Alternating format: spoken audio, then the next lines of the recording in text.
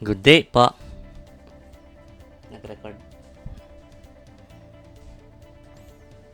Tagal ko nang hindi ginagamit yung mic. Last year ko pa yata nabili to.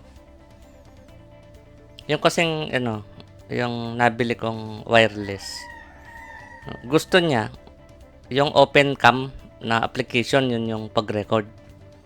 Ang problema, hindi ganun kaganda yung quality ng video. So, tapos ginaganyan ko pa dito. Gusto niya nakatutok para maganda yung tunog.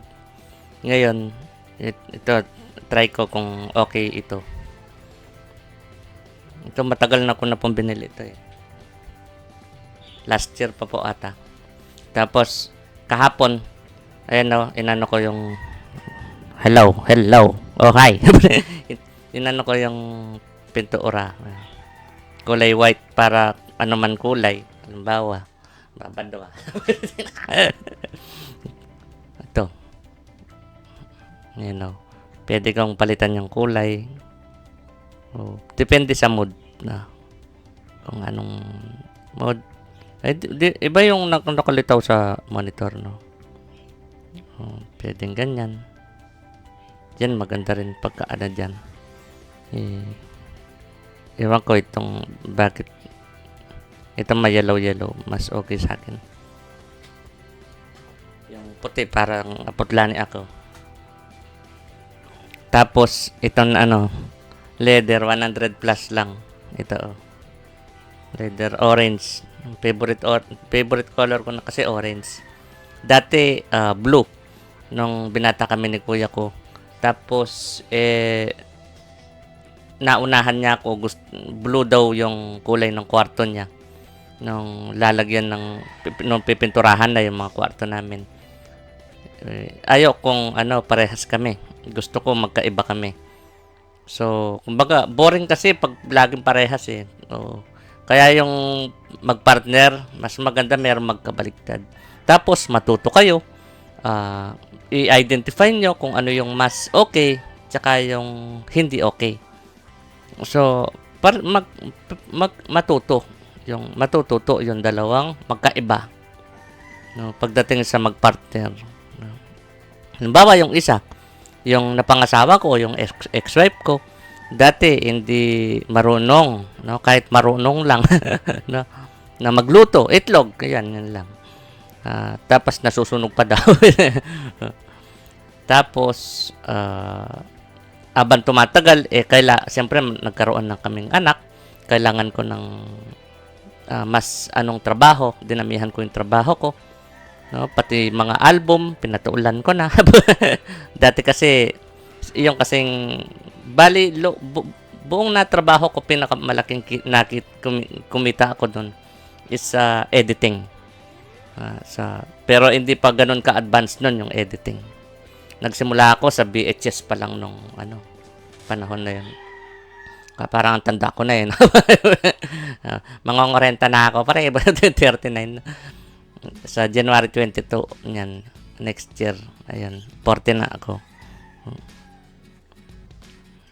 Lata naman sa Gusto nga ng mama ko, ayaw niyang gusto niya tanggalin ko tong yung balbas. Yung bigote. Yung balbas nga. Tsaka itong at saka. Sabi ko nga, usapan namin nung matanda, nang payat pa ako, kapag tumaba ako, okay lang, no? Ngayon, pinagbigyan ko pa rin na ayaw niya.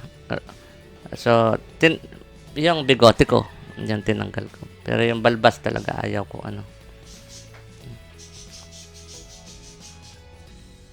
Kasi, gastarol yung pagtanggal kung tutusin.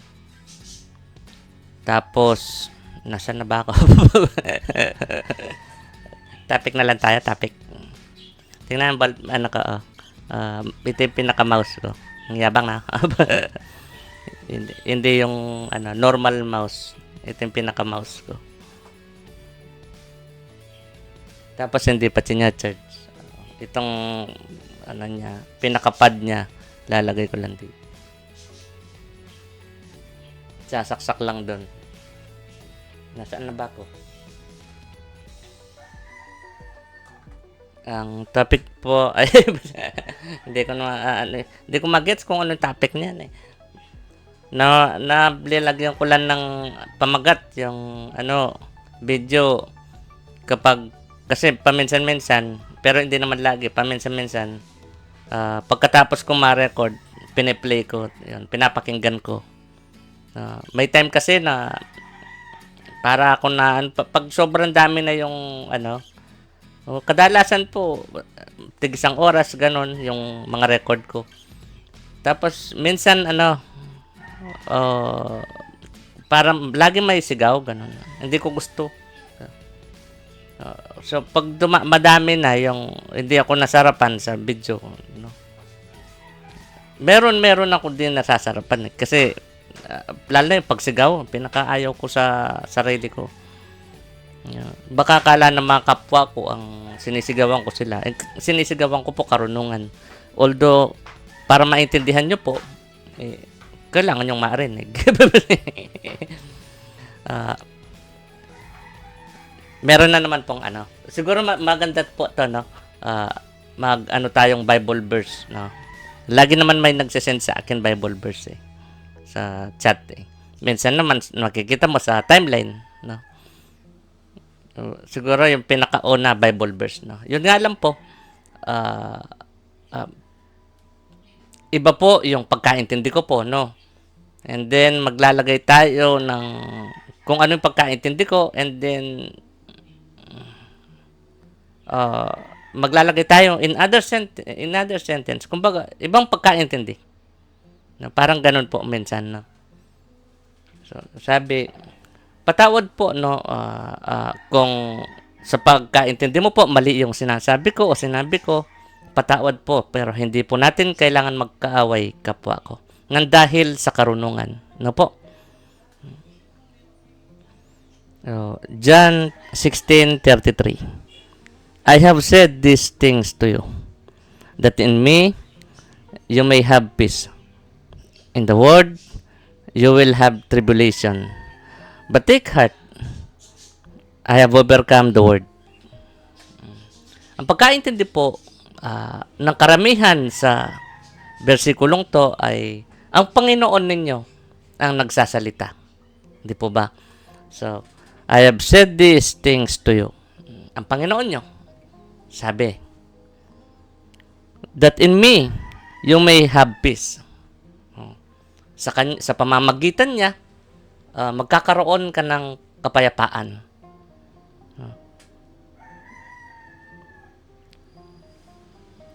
In the world, you will have tribulation. So, parang sinasabi niya, in the world, dito sa mundo, merong kapighati, paghihirap, no? So, tribulation, no? In the world, you will have tribulation. Merong kapighatian dito sa mundo, no? But take heart, I have overcome the world. So, ibig niya sabihin, magtiwala ka na I have overcome. Hindi ko alam kung past tense yan o present or future tense. Kung ano pagkaintindi niyo po, okay po. I have overcome the world. Sabi niya, teka, sabi niya, parang ganun. Magtiwala ka. Kumbaga, I have overcome the world. Kumbaga, mapagtatagumpayan. No? Mapagtatagumpayan ko yan, sabi niya. Kumbaga, masasakop. Parang ganun. No? Ang katanungan po doon, siyempre po, sa bawat nababasa, nagkakaroon po ako ng katanungan. Ano po? Pinakaunang katanungan ko po, sa bawat nababasa, dinadala ka ba na binabasa mo papunta sa pagmamahal sa kapwa? And then, dinidetalye yun. No? Paano ka dinadala sa pagmamahal sa kapwa? No? So, kung babasahin maigi yan, parang dinadala ka niya dun sa magtiwala ka sa Panginoon mo. Parang ganun po yun, no? So, kung sino man ang sinasabi mong Panginoon mo, okay po, no? So, dinadala ka sa, yung pinakaibig po niya sabihin, magtiwala ka. Magiging maayos din ang lahat. Matagal nga lang. Ang tagal ng panahon na.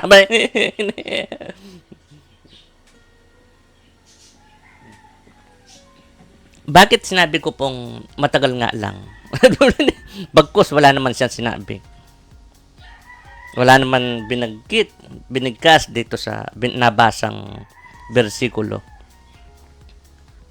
Nandun po kasi yung katanungang kailan? Una sa lahat, para masagot natin kung yung katanungang kailan, no? Kasi sabi, sasakupin ang mundo. Masasakop ang mundo. So, kailan? Bakit nabuo yung katanungang kailan? So, para masagot po natin yung katanungang kailan po nagsimula itong nakasulat na to? Ilang taon na po nakalipas bago nabuo ang bersikulong yan? Ang tinatawag mong Biblia. Bago nabuo kasi itong nababasa nyo to, itong binasa na bersikulo, translate lang yan ng ibang tao. Ang ibig ko po sabihin, hindi yan ang literal na sinulat. No po. Hindi ganyan ang lengguwaheng nabuong Biblia. Hindi siya English. No po. So, translate lang yan. Base sa pagkaintindi nung nag-translate. Which is doon pa lang meron ako nakikitang mali. Para sa akin, ang dapat ay kung ano ang naintindihan nung sumulat. Hindi yung kung anong naintindihan na nag-translate doon sa nabasa.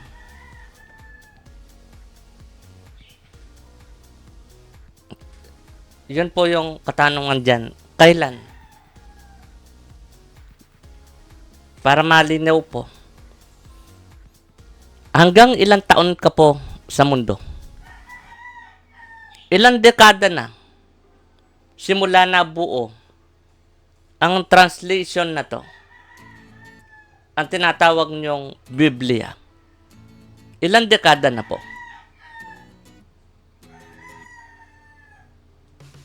So maghihintay ka po ba?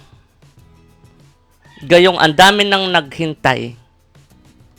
Ilang dekada na namayapa na. So paano mo pang hawakan ang binabasa mo? Papunta sa magtitiwala ka sa Panginoon mo. Paano ka magtitiwala sa Panginoon mo? Sabi, ang daming kapighatian sa mundo. So, paano ka magtitiwala? Ang pinag-uusapan po natin, pagtitiwala, hindi po paniniwala. Magkaiba po kasi yun.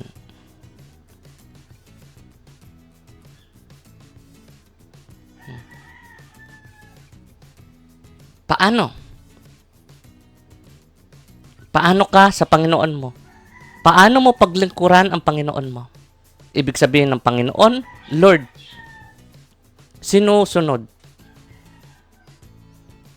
So, sa sinasabing sinusunod, meron pong katanungan. Patawad po kung lagi kong tinatanong ang mga salita ninyo. Opo. Salita din yan ng nag-translate. Yung tinatawag niyong salitaan ng Diyos. Ang katotohanan po dyan, tinranslate yan. Hindi ganyan ang totoong lengguwaheng na buong Biblia. May nakita ka kapitbahay mo.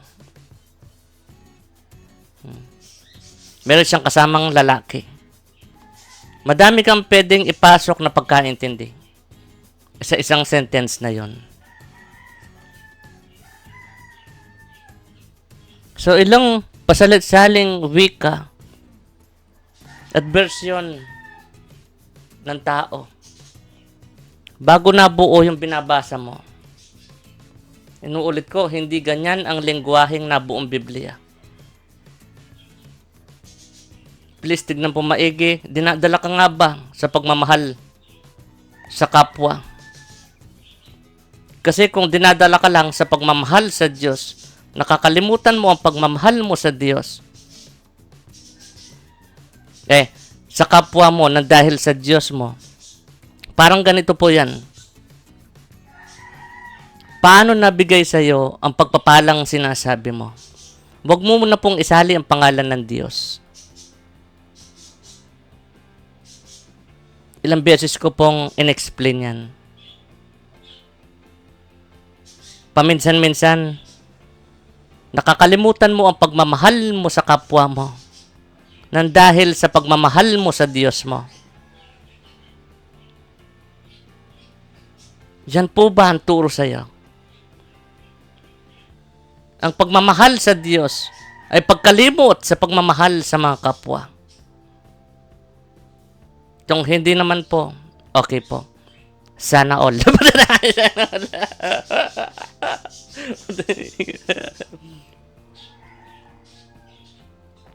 Parang, ang napansin ko po kasi parang mahalin nyo ang Biblia. Mahalin nyo ang pagmamahal nyo. Tinignan ko, inintindi ko kung paano ang pagmamahal nyo sa Diyos nyo na sinasabi. Napansin ko lang po, nawawalan kayo ng pagmamahal sa kapwa. Ganun palang pagmamahal nyo sa tinatawag nyo Diyos nyo.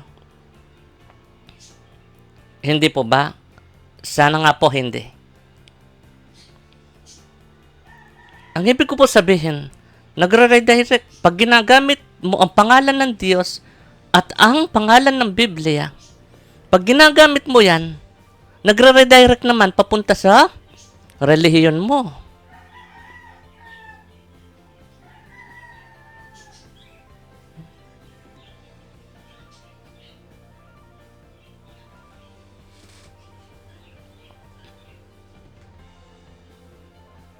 Mag-ano tayo, ibang topic. Nasaan yung, may tinignote ako dito Ayun. Kagabi merong gustong meron akong naramdaman na gusto i-topic ito. Ano daw ang pagkakaiba ng normal at hindi normal? Ano pong pagkakaiba nila?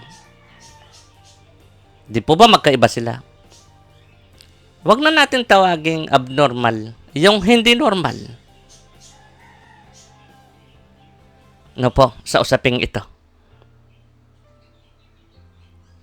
Tignan po natin kung sino ang normal, kung sino ang hindi normal na pagkaintindi.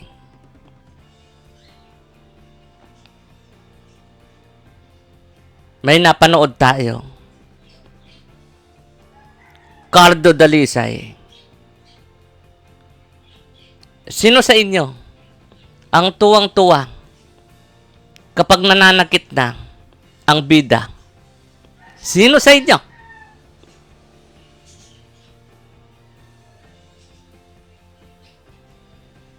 Sinong masarap ang kanyang pakiramdam tuwing nananakit ang pinapanood niyang bida? Sino? Ang tunay na normal at hindi normal.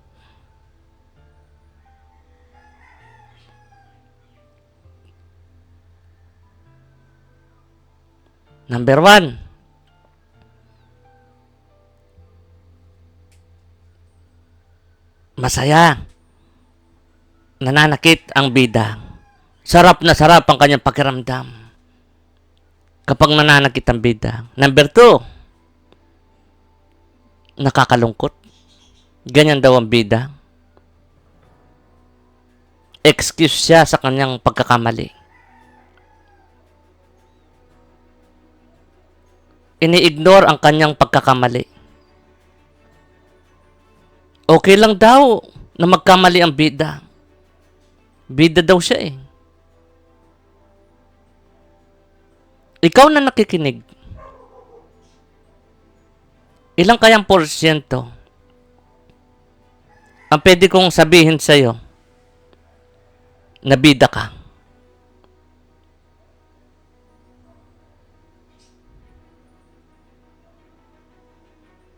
Pero anong klase kang bida? Ano ka dun sa dalawa?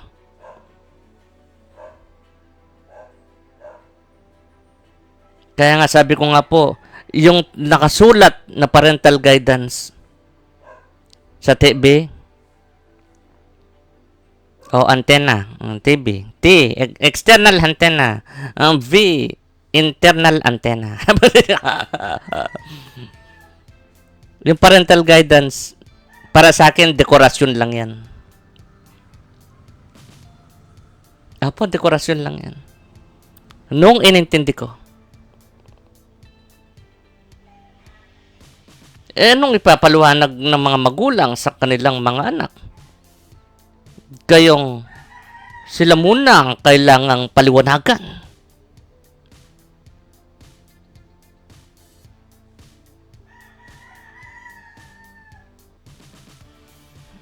Oo. Hindi naman sa lahat ng usapin, di po ba? Meron kasing iilan sa inyo na nag-create ng dahilan. Ini-insert yung mga para maging mali ang sinasabi ng pinapakinggan. Wala pong perfecto. Hindi porket narinig mo o naamoy mo. Nakita daw na umutot ang kapwa mo. Simula pagkapanganak niya at ang patuloy niyang gagawin ay pag-utot lang. Wala pong perpekto. Ang ibig sabihin ng walang perpekto, baka hindi po malinaw sa inyo. Walang perpektong tama, walang perpektong mali. So, ikaw na bida, kung lagi mong kiniklaim na walang mali sa paniniwala mo, ina-accept mo na isa ka sa mga tinatawag na bulaan. Ako, marami akong pagkakamalin na gawa. Nung naintindihan ko yun, nang dahil sa isip ninyo, sa isip po kasi ninyo, merong mga option, nakakita ka ng mga options.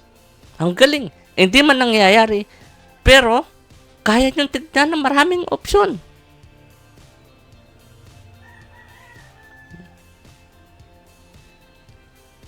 Kaya nung naintindihan ko yung mga tinatawag nyo mali, masama, kasalanan, negative,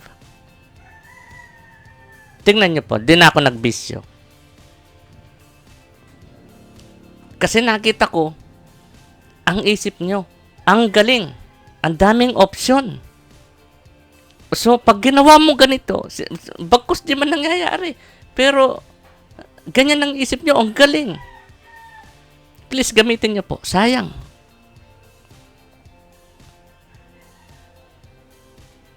Wala ko sinabing, tingnan, masasabihin niya ako niyan.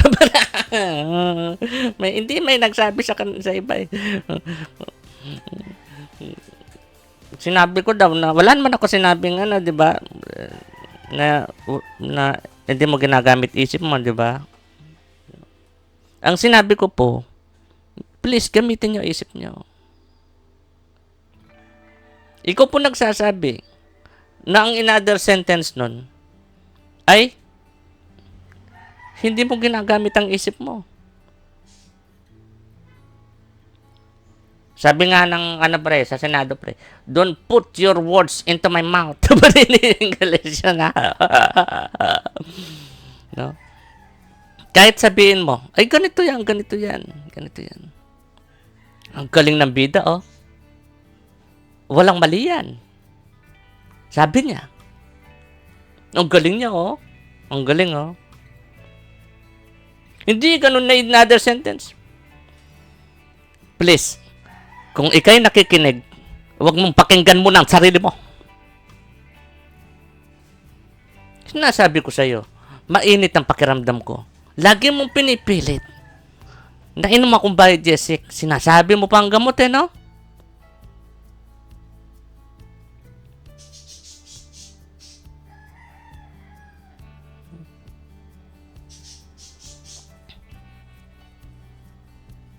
Nawala na naman si ako. Kape, kape. Tulungan niya ka.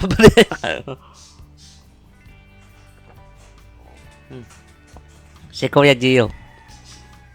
Noong grade 5 yata siya. May nambully po sa kanya. Yung mayabang daw ng kaklase niya. Yan. In-explain niya sa akin. Siyempre, kailangan ko muna. Tinrain ko kasi mga anak ko. Yun nga lang, siyempre, wala namang perfecto. So, may desisyon pa rin sila. Tinrain ko na huwag magsinungaling. No? Huwag niyo pag-isipan kung magagalit ako o hindi ka ako. Basta sabihin niyo lang totoo. Mas malaking porsyento okay. Walang galit na mangyayari. No, ang hirap kasing huminga pag nagsisinungaling sa akin eh.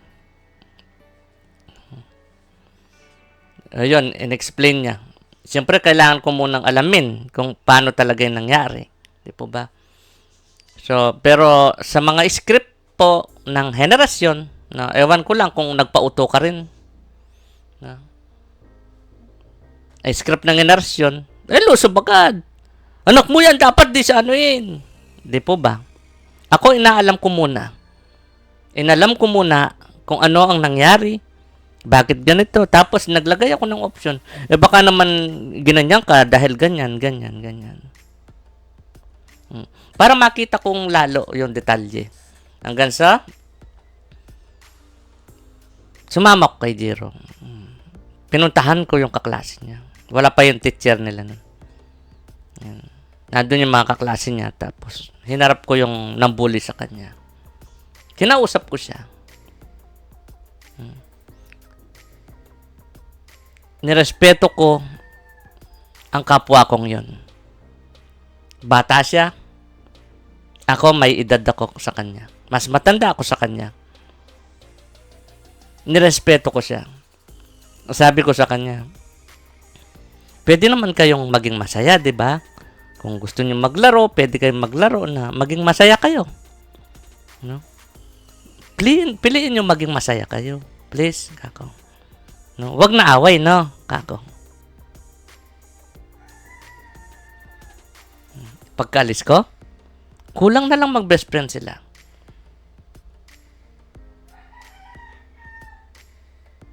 Humingi ako ng please doon sa bata. Makiusap. Kaya kung mapansin niyo po sa mga record ko, kapag pangit na tono ko, naiinis na ako sa kay si ako. Kung alam niyo lang po. Kasi gusto kong makiusap sa inyo na maayos. Pero ang malaking problema, pilit kinakausap ni ako. Tarantadong karunungan ninyo. Kinakawa kayong mangmang, mga kapwa ko. Ginagawa kayong mangmang ng karunungan. Ang saya ko kagabi, ang sarap ng meron akong nasarapan ako doon sa nasaksiyan ko. Kaya nga nung pag-uwi, sabi ko sa kanya, ayan, maganda, okay yung dinesisyon mo, kako po. Sabi ko, maganda yan, paghiwalayin yung kapwa at karunungan. Kahit nasa taas ang utak ng tao, no? Meron naman, yan, pader. Buto. Meron naman pader yan, pre. No? So, para pampigil dun sa pagkamangmang mo. Ay, sorry ba? Hindi ko masabing joke lang po. Bakit po? Pakisagot po.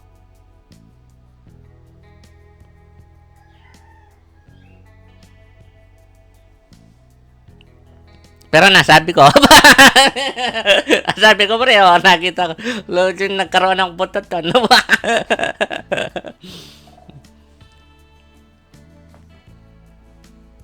Sabi ko po, mas Ayan, sasabihin ko sa'yo. Mas okay ang ganun, no? Paghiwalayin, iba kasi yung karunungan versus kapwa natin tao. Merong karunungan ng tao, pero hindi ang tao ang karunungan. Please, intindihin maigi. Meron lang. Meron. Para mas clear po, ang ibig ko sabihin, meron bang tao ang karunungan?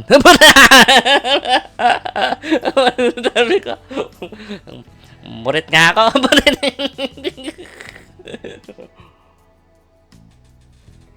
Ito pa, meron pang topic. Ang sarap nun, no? Sa bawat kapwa, lalo na kung meron kayong nakaalitan, no, please, kung pinag-uusapan yung naging alitan nyo o karunungan, ang may tuturing yun, no? Please, ibang inyong usapin yun sa kapwa mo siya. Ang kapwa, ibig sabihin, kapwa mo yan, salamin mo. Magmahalan. Isang tabi muna. Paminsan-minsan. Kung pwede lagi. Yung karunungan. No? Bilang kapwa mo na. Nasaan na ako? Meron ako nanood dito. Ito. Nakabip mo na ako.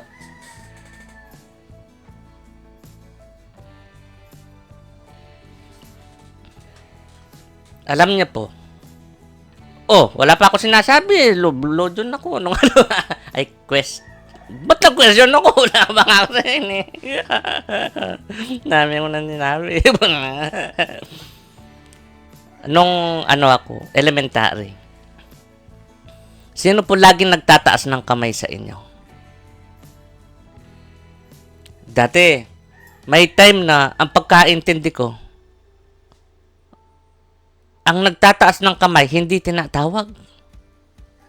Yung tinatawag, yung hindi nagtataas ng kamay. So may time, ikaw ba, meron bang pangyayari sa buhay mo nung nag-aaral ka na para hindi ka tawagin, nagtataas ka ng kamay? Ako marami pong beses. Nung elementary ako. Mga teacher ka na, hindi na mabalik. Tumawagan daw ako.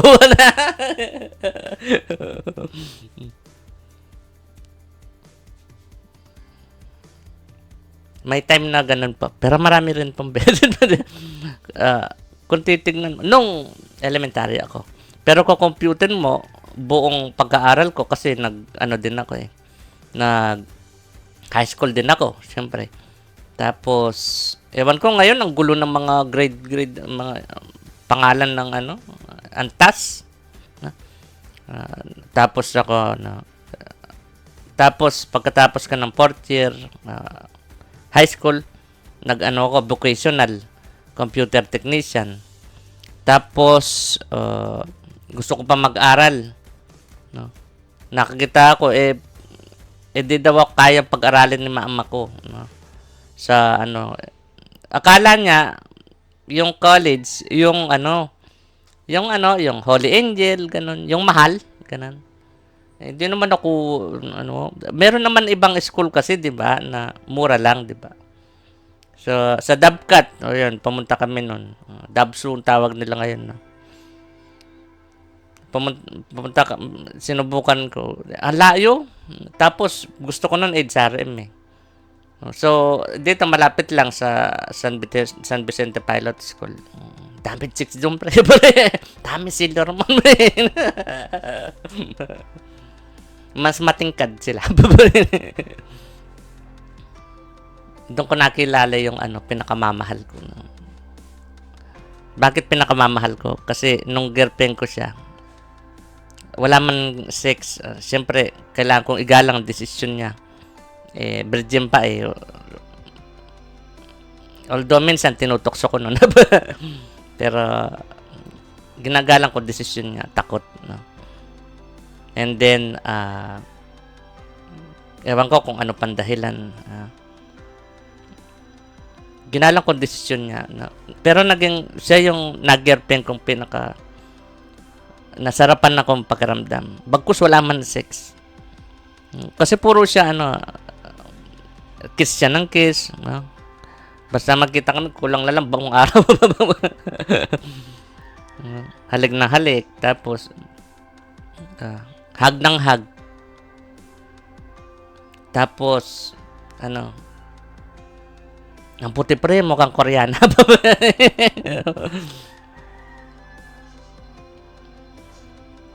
Na-miss ko yung naramdaman ko sa kanya nun. Ang sarap na.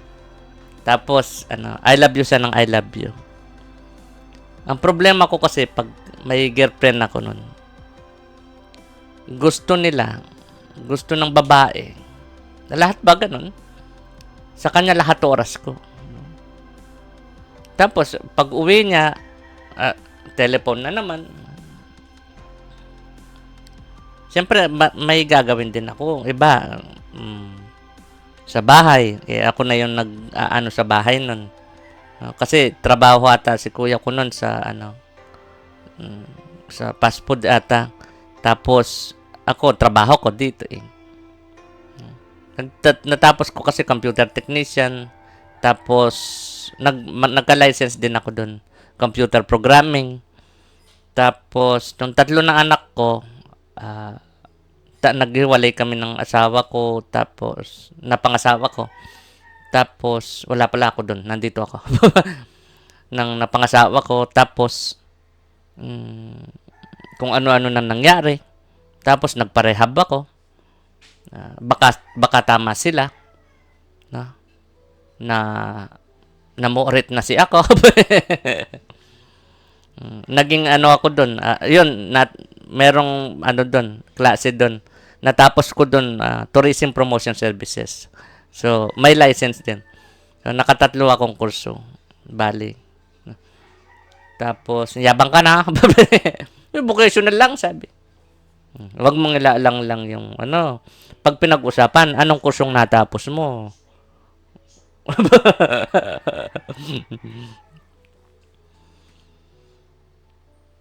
Naging ako dun sa rehab, high ranking. Yabang ka na.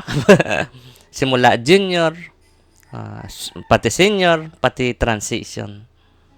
Ang ko dun, dorm coordinator. Ilang hundreds lang kami dun. Pero habang tumatagal, dumami-dami ng dumadami. Doon sa rehab na yun, sa Mega.RC. Mapakialam ako. Ang dami kong ginawa doon. Pinakialaman ko lahat. Talagang inalam ko. Inintindi ko yung trabaho pwede kong gawin. 4 kasi kami pinaka high ranking. Pare-parehas yung antas namin. Pare-parehas yung taas namin. Ako, dorm coordinator. Tapos, chief expediter. Tapos, RDCO. Tapos, EDCO. Pantay-pantay lang kami. Kaya, tinatawag na 4 lang yung high ranking doon. Tapos, meron ng iba-ibang, marami iba-ibang trabaho. Pag nag-junior ka kasi, may magkakatrabaho ka na eh. Phase 1, Phase 2, dun, sa dorm ka muna eh. Kailangan mo nang maintindihan ng marami. Bago ka papunta sa Ang dami pa pag-aaral doon. Yung anger management, ganun. Yung mga triggers, internal, external, dyan. Dating ng panahon, gusto ko rin itapik sana yun. Sana magkaroon ng record pagdating doon. Ibig sabihin, record, kumbaga, yung ma-preserve. So, malaking tulong yung internet. Gagamitin natin ang mga robot. May hardware at program. Tayo ang gagamit. Nasaan na ako? Ito. Pagkalabo daw ng mata. Sa pagkalabo ng mata, yung iba, nasusuka daw. Tapos, yung iba, sumasakit ulo. So, anong pwedeng gawin? At nasa ganun, maiwasan mo yung pagsusuka at pagsakit ng ulo nang dahil sa pinipilit mo kasing tignan yung hindi makita na maayos ng mata mo. Halimbawa, halimbawa,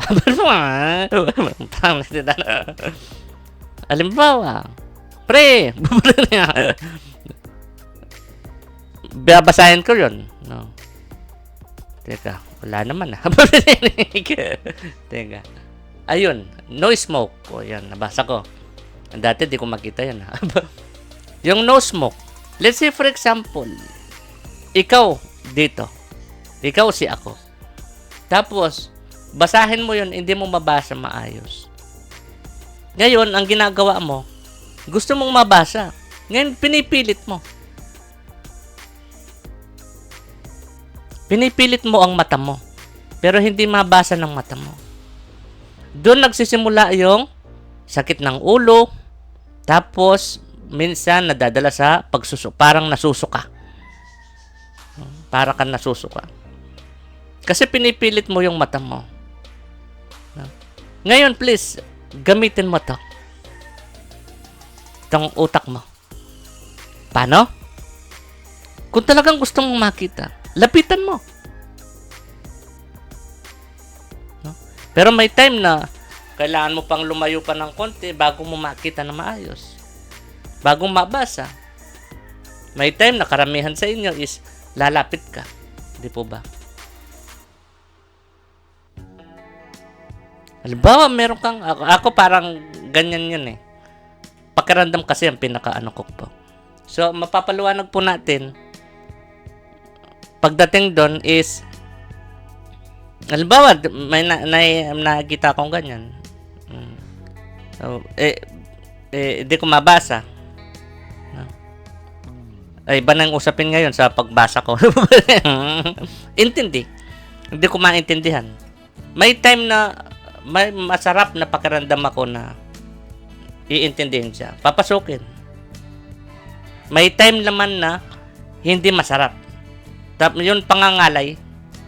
Ang gagawin ng si ako nun, ang gagawin ng si ako, saan na ako?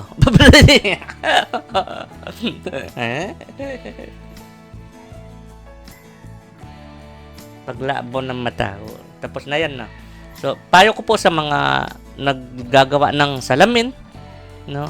Please, kung ano yung pinakagrado niya, huwag nyo sundin. Ibaba nyo po ng konti yung gagawin nyong salamin. No? Kumbaga parang ganito. Yung sobrang linaw, yung linalagay, pag nagpasalamin ka, sobrang linaw, di po ba? Mali po yun. Lahat na sobra hindi tama. Kaya mas lalong lalabo yung mata mo. Mas maganda po sana kung babaan yung pagkalinaw. Kumbaga, kung wala yung salamin mo, sobrang labo. Pero pag pinagpasalamin ka, kahit papaano may linaw. Huwag lang sobrang linaw. Kapag sobrang linaw kasi, para kang anong tawag doon? Binubulag ng liwanag. Na yung mga matitingkad, tinutusok yung mata mo. Nasaan na ba ako?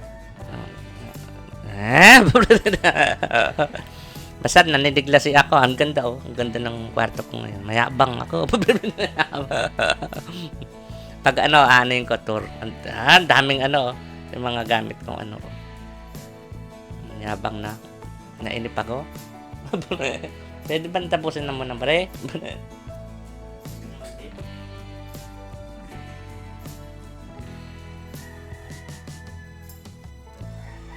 Hindi po. Hindi ko alam yan kung masarap yung yung mga pinagsasabi ni ako. Papakinggang rupo muna. Tapos lagyan kong sounds kung hindi man marinig itong nakatugtog na music. Lagyan ko music. Tapos kung mahina naman pagka-record, ayun, malakas naman ata tataasan ko pa ng konti. Ayun. Tapos kung maganda yung pagka-video, yung niya, anong tawag to? Yung graphics, yung video. Yan. Pero halos sa lahat na video ko, Siguro mga 3, maximum 5 lang yung may pinutol ako. Ngayon kasi, pag meron ako talagang dinagustuhan sa... Minsan kasi, ang pangit ng tono ng bibig ko, naiinis ako. Hindi ko gusto. Hindi ko gusto. Baka kasi, meron kasi mga kapwa ko, may time na, pag pinakinggan ko, yung sarili ko, no?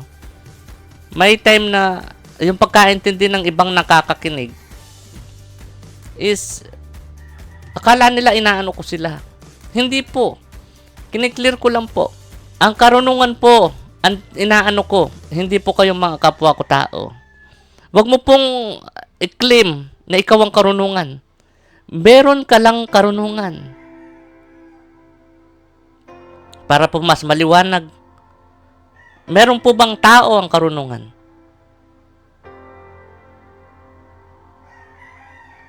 Lumiwanag ba nun, pre? Loko yung sentence na yun. Sinuloko ako. Inuulit ko po, patawad po sa mga taliwas man po na pagkaintindi sa mga sinasabi ng bibig ko o sa mga sinabi ko.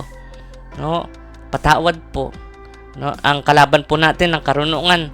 Kaya sinatawag kong kalaban. Kasi po nang dahil sa karunungan, kaya kayo nag-aaway-away, kaya kayo nagmamataas sa kapwa, kaya walang pagpapakumbaba, karamihan, kaya merong laging kondisyon ng pagmamahal nyo nang dahil sa karunungan.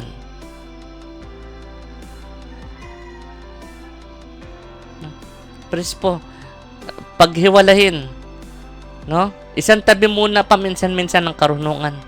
Nakakalimutan mo ang sarili mo. Ikaw na kapwa ko, pagmamahal.